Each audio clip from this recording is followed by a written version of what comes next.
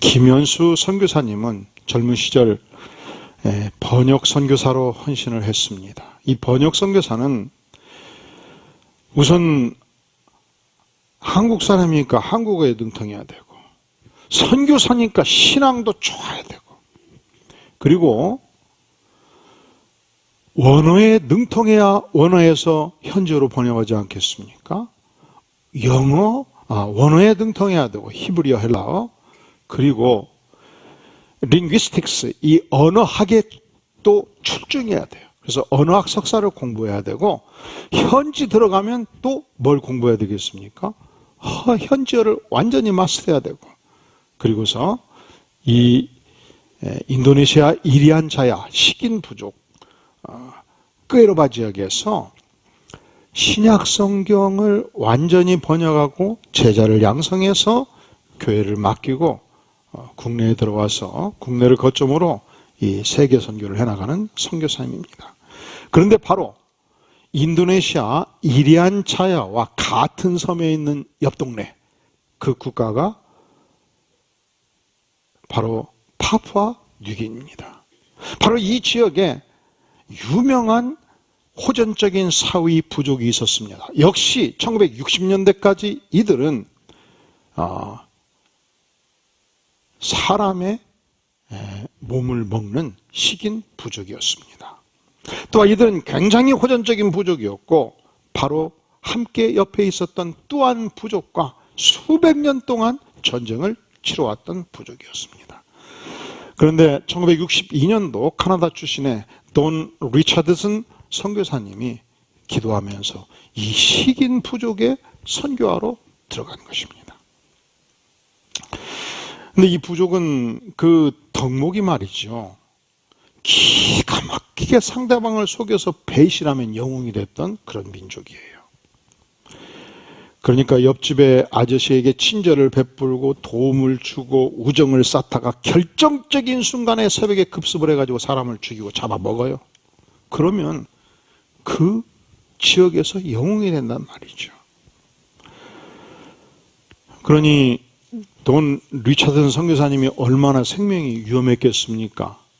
그래서 조심조심 접근하면서 복음을 증거하기 시작을 했는데, 아무리 예수님의 복음을 증거해도 감흥을 하지 않는 민족이었습니다. 예수님은 제자 12명을 선정하셨습니다. 함께 다니시면서 고통하는 영혼들을 한 사람 한 사람 고치셨습니다. 중풍병자도 고치셨습니다. 38년 된 중풍병자도 고쳤고, 예수님의 옷깃만 스쳐도 혈루병 앓는 여인이 깨끗이 나음을 받았습니다. 감흥이 없어요. 감동이 없어요. 그런데 어느 날 유다 이야기를 시작하게 했을 때 예수님은 유다를 진심으로 신뢰를 했습니다. 예수님은 12명의 제자 70문도가 덤으로써 여행을 하면서 필요한 모든 경비를 유다에게 맡겼습니다. 일반적으로 기업도 샘본이 흐른 사람은 재정부장을 안 맡겨요. 이 내 호주머니 있는 돈하고 회사 돈하고 막 섞어서 쓰는 사람은 맡기면 되겠습니까? 안 맡겨요. 샘본이 분명하고 회사를 사랑하고 정직하고 열심히 있고 충성심이 있는 자한테 재무담당 이사를 맡겨야 되지 않겠습니까? 예수님도 특별히 유다를 사랑해서 재정을 맡긴 것입니다. 그런데 어느 날 바리새파 지도자들과 내통을 해서 예수님을 죽이려는 자들과 내통을 해서 어떻게 예수님을 넘겨주겠다고 약속을 하고 뇌물을 받게 된 것입니다라고 얘기하는 순간 막 박수를 치고 막 일어서 가지고 환호성을 부르면서 흥분을 하더란 말이죠. 야시 하면서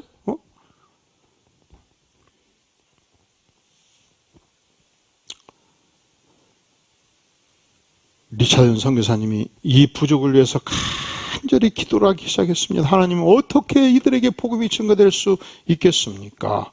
그러다 어느 날 이들 안에 있는 스토리를 듣게 됩니다. 이 사이 부족과 뚜안 부족이 전쟁을 치루어서 사이 부족이 뚜안 부족을 드디어 점령하게 된 거예요. 이제 멸절을 시킬 수 있는 상황이에요. 그때 뚜안 부족으로부터 연락이 온 것입니다. 우리 족장의 아들을 피스 차일드로 내어놓겠습니다. 평화의 아이로 내어놓겠습니다. 이 지역의 부족 사이에는 원래 패전 국가 같으면 패전한 부족의 족장이 3살, 4살 된 자기 아들을 상대편 족장에게 내어주었습니다. 인질로 준 거예요. 그래서 사위 부족은 뚜안 부족장의 애를 데리고 있다가 만약에 뚜안 부족이 전쟁을 걸어오면 어떻게 하겠습니까? 이 아들을 어떻게 하겠어요? 죽이지 않겠습니까? 그래서 이 아이가 살아있는 한 뚜안 부족은 사위 부족을 공격할 수가 없는 거예요. 그런데 문제는 뚜안 부족원들 중에서 족장의 허락을 받지 않고 야밤에 기습할 수 있잖아요. 그러면 죽임을 당할 수 있습니다.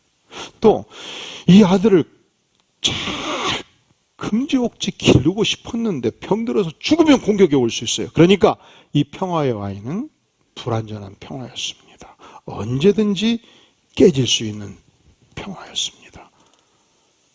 이 소식을 듣고 갑자기 하나님께서 돈 리차드슨 선교사들에게 이 복음을 전할 수 있다? 감동의 깨우침이 오게 된 것입니다. 그는 온 부족원들을 어느 날 잔치에 초대를 했습니다. 그리고 다시 저들을 향해서 하나님을 증거하기 시작한 것입니다. 오늘 우리가 함께 나누는 모든 음식을 사실은 제가 베푼 것이 아닙니다. 전능하신 하나님께서, 창조주께서 우리에게 공급해 주신 것입니다. 그분은 우리를 사랑하셔서 이 엄청난 자연 환경도 만들어서 우리에게 맡겨주셨고, 숨 쉴 수 있는 공기도 주셨고, 우리가 마실 수 있는 물도 하나님께서 아낌없이 맡겨주신 것입니다.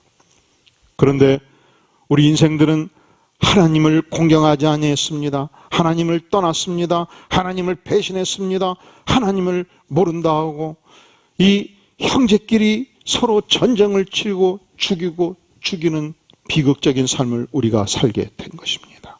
하나님은 원수된 인간을 향해서 내가 어찌해야 평화의 아이를 피스 차일드를 저들에게 보낼고, 하나님은 하나님이 사랑하는 위대한 영웅의 인간을 보낼까 생각을 해봤습니다. 그런데 인간의 아이가 가능한 불완전한 평화잖아요.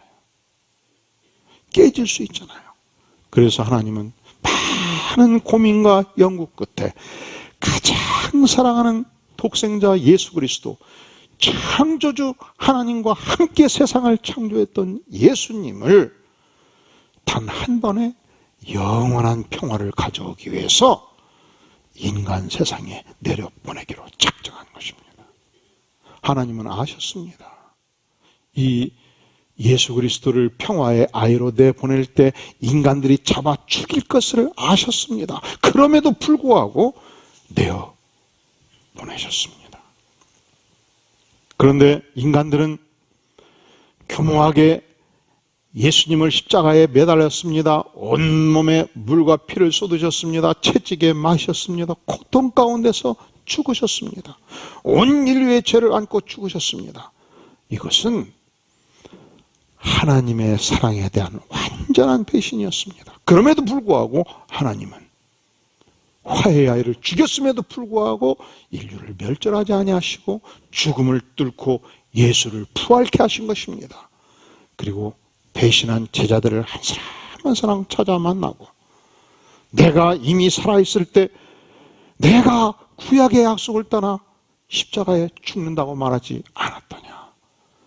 나를 믿는 자는 영생을 가졌나니 영생의 복음을 다시 증거하기 시작했고, 그리하여 하나님은 이 땅에 배신의 개념을 완전히 박멸하신 전능하신 하나님, 진정한 사랑이 무엇인가를 이 땅에 보여주신 하나님이셨습니다.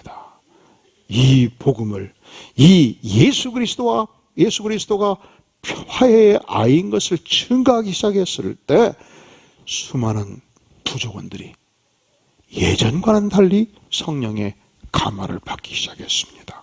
사이 부족장도 회개하고 예수님을 믿기로 작정합니다. 전 부족원들이 예수님께 돌아옵니다. 그날 이후 사이 부족은 살인의 습관을 버렸습니다. 배신자 유다가 더 이상 영웅이 되지 않았습니다. 예수 그리스도가 영웅이 되었습니다. 피비린내나는 전쟁이 끝나고 더 이상 인간 피스차일드가 저들에게는 필요가 없게 된 것입니다. 리차드슨 선교사님이 복음을 전한 지 10년 되었을 때 1972년도 드디어 교회를 지어서 봉헌하는 그날 사이 부족의 부족장 암휘가 전 백성 앞에서 이렇게 고백을 합니다. 우리가 자녀에게 싸우면서 화해아이를 주고받던 일을 이제 더 이상 하지 않는 이유가 무엇인지 아십니까? 그렇게 하면 하나님이 기뻐하시지 않기 때문입니다. 그렇게 하면 하나님이 슬퍼하시는 것을 깨달았기 때문입니다. 만일 우리가 과거의 습관으로 다시 돌아간다면 하나님께서는 우리에게 이렇게 말씀하실 것입니다. 예수 그리스도라는 내 완벽한 화해의 아이가 너희들에게 불충분하더냐? 예수 그리스도라는 선하고도 완벽한 화해의 아이가 너희들에게 진정 불충분하단 말이냐? 이 도전 때문에 우리는 더 이상 그렇게 살 수가 없었습니다. 자, 예수 그리스도가 누구시라고요? 완벽한 화해의 아이입니다. 그러면 예수 그리스도는 과연 나와 누구를 화해시켰습니까? 예수님이 십자가에 죽으심으로 첫째로 예수님은 나와 원수된 하나님과의 관계를 화해의 관계로 만들어 주신 것입니다. 우리가 예수님을 믿기 전, 우리가 하나님을 알기 전, 내가 하나님을 몰랐기 때문에 하나님과 나와의 관계는 중립적 관계였다고 우리는 생각하기 쉽습니다. 아니에요. 21절에서 보면 전에 악한 행실로, 내가 하나님을 몰랐을 때는 악한 행실이 있다고 성경은 말씀하고요. 하나님을 멀리 떠난 관계에 있었다고 말씀하고요. 마음으로 하나님과 무엇가 되었다고요? 원수가 되었다고 말씀합니다. 자, 우리가 하나님을 모르던 시절, 예수님을 모르던 시절, 왜 우리가 하나님과 단지 무관한 관계요, 중립적 관계라고 말할 수가 없는가? 오늘 어버이날입니다.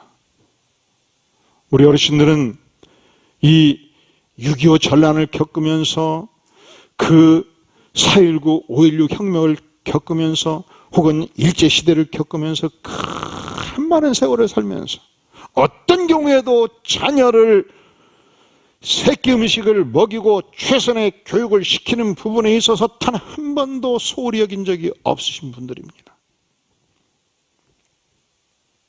내가 내 아들, 딸들을 향해서 새끼 양식을 먹일 수만 있다면 무엇이든지 하고자 했던 사랑의 어버이들 아니십니까? 그렇게 기르셨고, 우골탑이라고 그래서 시골에서 대학을 보내면 농사 지을 때 소 한 마리가 목숨만큼 소중해요. 소가 있어야 밭을 가고 소가 있어야 농사를 짓는데 그 소를 딱 팔아서 큰아들 등록금을 대셨어요. 그리고 소가 없으면 내 온몸으로 일을 해야 된다고요. 그래서 60년대, 70년대 그 대학을 우골탑, 소뼈를 갈아서 만든 탑이라고 말했지 않습니까? 그렇게 나를, 우리를 길러주셨습니다. 그런데 장가 가더니 한 10년 동안 어버이날 아무 연락이 없어. 생신 때도 아무 연락이 없고, 명절 때도 아무 연락이 없고, 그러면 우리 아버지와 내가 중립적 관계가 유지가 됩니까? 중립적 관계가 유지가 되냐고. 유지가 됩니까? 왜 답변이 없어요? 그런 자식을 뭐라 그래요? 저런? 세상이 다 말해. 저런? 호로자식. 저런? 불효자식. 그렇습니다. 지상의 아버지는 나를 낳아주시고 길러주시고 나를 교육을 시켜주셨습니다. 천상의 아버지는 나의 부모를 주셨고, 천상의 아버지는 천지를 창조하셨고, 천상의 아버지는 나에게 은사와 재능을 주셨고 근원적인 생명의 원천이 되신 분이십니다. 그런데 그 천상의 아버지를 나몰라하고 영광을 돌리지 않고 그분을 존경하고 경배하지 않는다면 결코 중립적 관계가 아니에요. 원수 관계예요. 악한 행실이 여기서부터 나온다고 말씀해요. 그래서 바울사도는 로마서 1장 28절에서 또한 그들이 마음에 하나님 두기를 싫어하며 하나님께서 그들을 그 상실한 마음대로 내버려 두사 합당하지 못한 일을 하게 하셨다 말씀합니다. 무엇이 합당하지 못한 일입니까? 로마서 1장 29절 이하 곧 모든 불의와 추억, 탐욕, 악의가 가득한 자요, 시기, 살인, 분쟁, 사기, 악독이 가득한 자요, 수근수근하는 자요, 비방하는 자요, 하나님께서 미워하시는 자요, 능욕하는 자요, 교만한 자요, 자랑하는 자요, 악을 도모하는 자요, 부모를 거역하는 자요, 우매한 자요, 배약하는 자요, 무정한 자요, 무자비한 자라. 이것이 하나님을 마음에 두기 싫어할 때, 하나님으로부터 최대한 멀리 떨어져 갈 때 행하는 인간의 악한 행실이라고 성경은 규정 짓습니다. 이것이 하나님과 나 사이의 원수 관계라고 성경은 규정 짓습니다. 이것을 청산시키기 위해서 하나님께서는 가장 사랑하는 독생성자 예수 그리스도를 이 땅에 내어주셨고 십자가에 피 흘리기까지 내어주심으로 그 모든 피 흘리심으로 내 인생의 죄가를, 하나님과의 원수된 관계를 모두 녹여내셨습니다. 22절, 이제는 그의 육체의 죽음으로 말미암아 화목하게 하셨습니다. 주께서 육체로 죽으심으로 하나님과 나 사이의 원수된 관계를 화목의 관계로 만들어 주신 것입니다.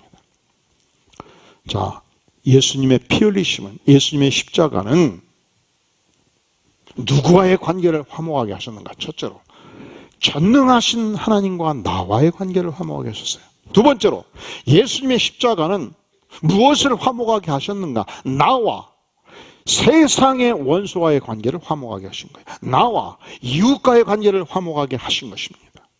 우리가 인생을 살다 보면 최선을 다해서 공대를 해도 불편한 관계가 생깁니다. 원수 관계가 생깁니다. 예수님이 십자가에 죽으심으로 이 모든 원수 관계를 화목하게 하셨습니다. 예수님이 십자가에 죽으심으로 철천지 원수 수백 년 동안 전쟁을 치루었던 서유족과 뚜안족, 시신을 뜯어먹는 이 무지막지한 범죄 가운데 살았던 이 둥조 종족을 화해시킨 것입니다. 나와 원수와의 관계를 완전 무결하게 화해하도록 인도해 주셨습니다. 여러분, 사단의 주특기는 인간과 인간의 관계를 갈라내는 갈라치기예요. 사단이 가는 곳에는 분열이 있습니다. 사단이 가는 곳에는 전쟁이 일어납니다. 마귀가 가는 곳에는 각종 부패의 냄새를 풍기도록 만듭니다. 가인이 처음부터 아벨을 미워했겠습니까? 형제였지 않습니까? 사랑했겠죠. 그런데 사단이 역사했어요. 왜 하나님은 아벨의 제사는 받으시고 나의 제사는 받지 않단 말인가? 미움이 생겼어요. 시기 질투가 생겼어요. 분노가 일어났어요. 어느 날 갑자기 동생 아벨을 쳐 죽입니다. 피 흘립니다. 인류 최초의 살인의 죄를 범했습니다. 사단이 가인 안에 역사한 것입니다. 예수님을 잘 믿으면, 은혜가 충만하면, 성령 역사하면 이런 성도가 가는 곳에 분열이 있는 곳에 화합이 와요. 미움이 있는 곳에 사랑이 와요. 그 사람이 가는 곳곳마다 환영을 해요. 근데 똑같이 예수를 믿어도 예외적으로 그런 사람이 있어요. 그 사람이 가면 아주 좋은 관계가 자꾸 갈라치기가 일어나요. 사단이 역사예요. 어려움이 생겨요. 그래서 그분이 우리 부서에 올까봐 미리부터 알고 연막을 치기 쉬워요. 여러분, 미워하지 마세요. 사람이 잘못된 거 아니고 그 사람 안에서 역사하는 사단이 갈라치기라는 거예요. 또 이런 얘기하면 좀 제가 걸리는 게, 끝나고 또 와요. 몇 분이, 목사님 우리 교회에서 누가 그래요?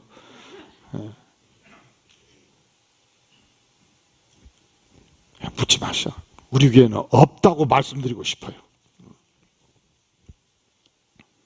근데 인간 구조가 사단이 역사하면 내가 사단의 도구로 그렇게 쓰임받을 수 있다는 걸 알고 기도하고 성령 충만을 구하고 하나님께서 나와 하나님을, 나와 원수를 모두 화해시킨 이 은혜 앞에 강한 삶을 사실 수 있기를 주의 이름으로 축원합니다. 갈라디아서 3장 8절을 말씀하기를 너희는 유대인이나 헬라인이나 종이나 자유인이나 남자나 여자나 다 그리스도 예수 안에서 하나이니라 말씀하셨습니다.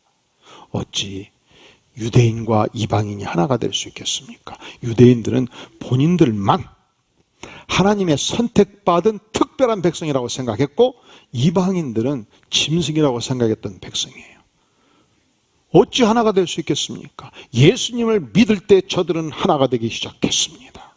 예수님을 믿고 십자가의 복음을 알았을 때 유대인들은 자신들의 특권을 내려놨습니다. 이방인들은 하나님의 백성된 영광과 축복을 알았습니다. 함께 섬기고 교제하는 축복을 누리게 된 것입니다. 어찌 주인과 종이 하나 될 수 있겠습니까? 그 시대 주인들은 귀족들이었습니다. 수십만 평 땅을 가지고 있었고 수천 명의 노예를 짐승처럼 부리던 권세가들이었습니다. 그들이 예수님을 알고 화해의 복음을 알고 종들을 인간으로 인격적으로 대우하기 시작했습니다. 종들도 이 생명의 복음을 알고 하나님을 알고 자유인의 축복을, 영적으로 자유인의 축복을 저들이 누리기 시작하면서 종과 자유인이, 종과 주인이 하나 되었다고 선포를 하는 것입니다. 그래서 예수의 피가 능력이에요. 예수의 보혈이 능력이에요. 예수의 십자가가 능력입니다. 예수의 십자가 역사하면 원수 관계가 풀어집니다. 화목의 은총을 누리게 되는 것입니다. 원래 헬라어에서 화목하다, 카탈라소라는 단어인데 특별히 오늘 말씀이 20절에 사고 있는 이 화목이라는 단어는 아포카탈라소로 되어 있어요. 이게 무슨 뜻이냐? 화해하되 화목시키되 예수 십자가로 화목되는 것은 철저하게 완전하게 100% 화목시키다, 화해시키다 이 뜻을 가지고 있는 것입니다. 사이족과 또안족이 나누었던 인간 피스 차일들은 한계가 있어요. 불완전해요. 그러나 예수 그리스도가 이 땅에 오셔서 십자가에 죽고 우리에게 복음을 주실 때는 이 화해는 완전한 화해로 100% 화해로 역사한다는 것입니다. 예수님께서 십자가에서 피 흘리심은 우리에게 무엇을 포장하셨는가? 하나님과 나 사이의 원수된 관계를 100% 청산해 주시고 화해의 길을 열어주셨습니다. 두 번째, 나와 이웃과의 관계, 나와 원수와의 관계에서 100% 화해의 축복을 허락해 주셨습니다. 셋째로, 예수님께서 십자가에서 피 흘리심은 이 복음을 아는 나로 하여금 화해의 복음을 증거하는 전권대사가 되게 해주신 것입니다. 내가 누굽니까? 십자가의 보혈로 하나님과 원수 관계를 청산한 자입니다. 십자가의 보혈로 내가 세상과 원수와의 관계를 청산한 자예요. 이 십자가의 보혈의 능력을 아는 나를 하나님께서 복음의 전권대사가 되게 하셨다는 것이죠. 우리 다 함께 23절 읽겠습니다. 시작. 만일 너희가 믿음에 거하고 터 위에 굳게 서서 너희 들은 바 복음의 소망에서 흔들리지 아니하면 그리하리라. 이 복음은 천하 만민에게 전파된 바요 나 바울은 이 복음의 일꾼이 되었노라. 바울은 자신이 이 위대한 복음의 전권대사가 될 자격이 없다는 것을 누구보다 잘 알았습니다. 그래서 그는 자주 고백을 해요. 나는 죄인 중에 괴수다. 나는 만삭되지 못하여 태어난 자다. 나는 교회를 핍박하고 믿는 백성들을 살인 언도까지, 사형 언도까지 되었던 참으로 부족한 사람이다. 나는 사도 중에 말째다. 그 그럼에도 불구하고 주께서 나를 하나님과 원수된 모든 관계를 청산하게 해주셨고 교회의 백성들을 체포하고 구금하고 사형언도를 내렸던 이 모든 죄가를 용서해 주시고 십자가의 보혈로 원수관계를 100% 청산해 주셨다. 그리고 그 하나님께서 나를 23절 마지막 나 바울은 이 복음에 무엇이 되었다고요? 일꾼이 되었노라 고백합니다. 천하 만민에게 증거하는 복음의 일꾼이 되었다 표현합니다. 이 복음의 일꾼의 개념은 기쁜 소식을 증거하는 사역자가 되었다 이 뜻입니다. 미니스터.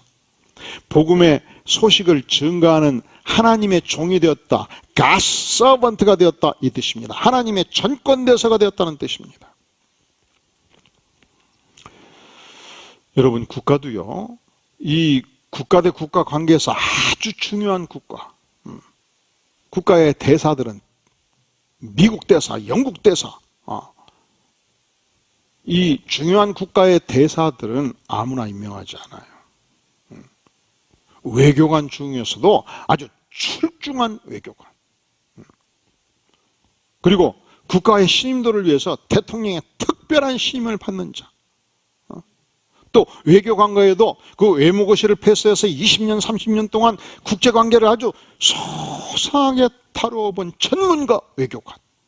그런 사람을 임명하지 않습니까?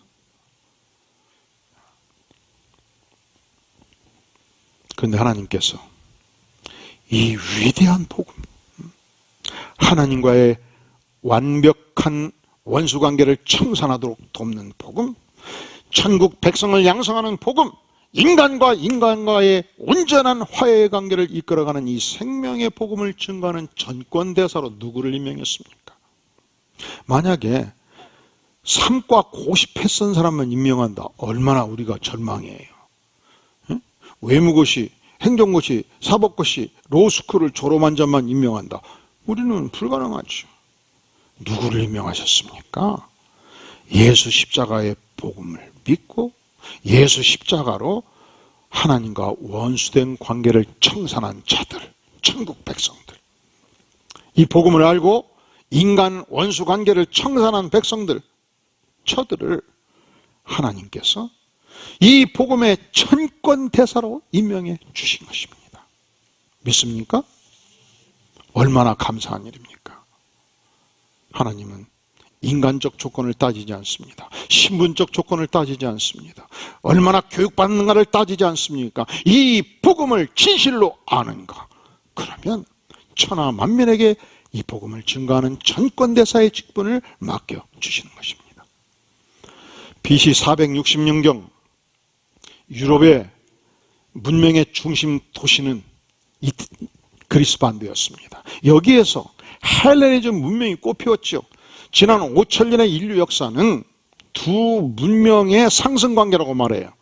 그리스 반도에 출발했던 그리스 문명, 헬레니즘의 문명, 그리고 중동 지역에서 구약 성경과 신약 성경을 중심으로 꽃피웠던 헤브라이즘 문명, 이 두 명이 인류 역사의 중심 축의 문명입니다.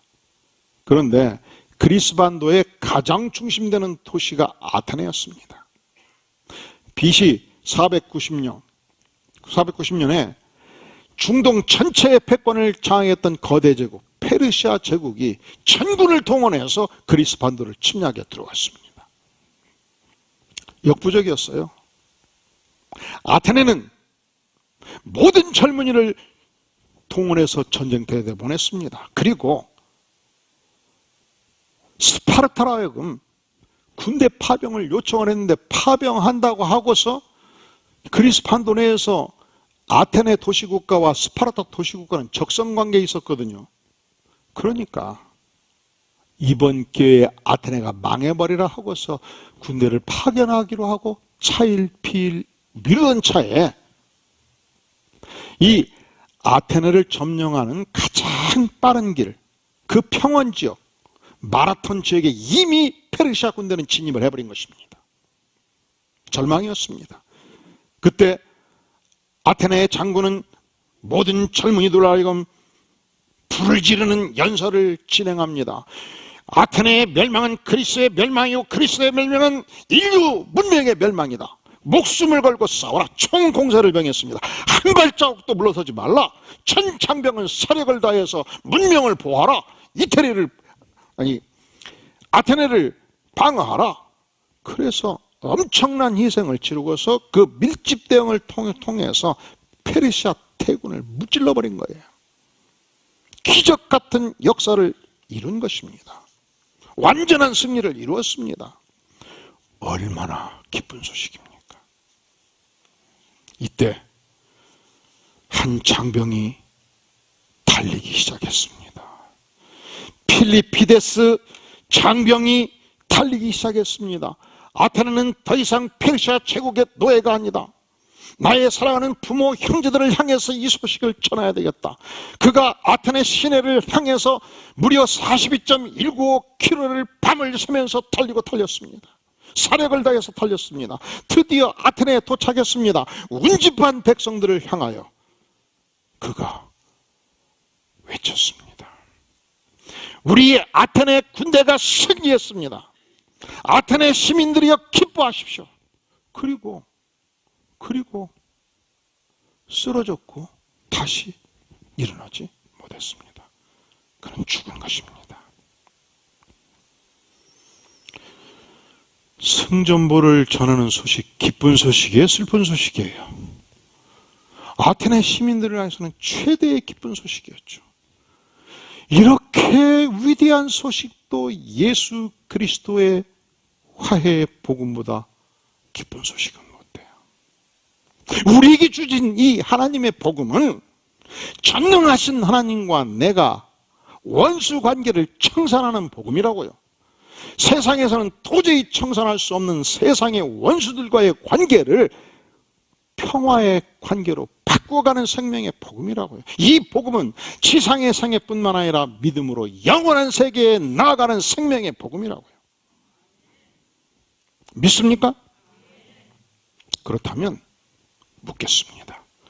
여러분은 이 위대한 복음을 안고 여러분이 가장 사랑하는 부모, 형제, 이웃을 향해서 천하 만민을 향해서 어떻게 이 복음을 사력을 다하여 외치시고 있나요? 기도하시겠습니다.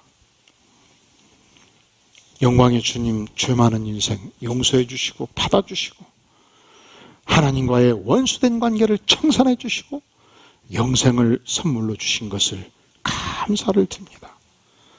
영광의 주님, 우리가 이 복음에 온전히 감격하며 이 땅에 잃어버린 영혼들을 구원하는데 주님 전권대사의 직분을 수행할 수 있도록 은혜를 베풀어 주시옵소서.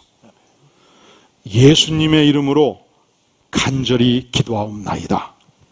아멘.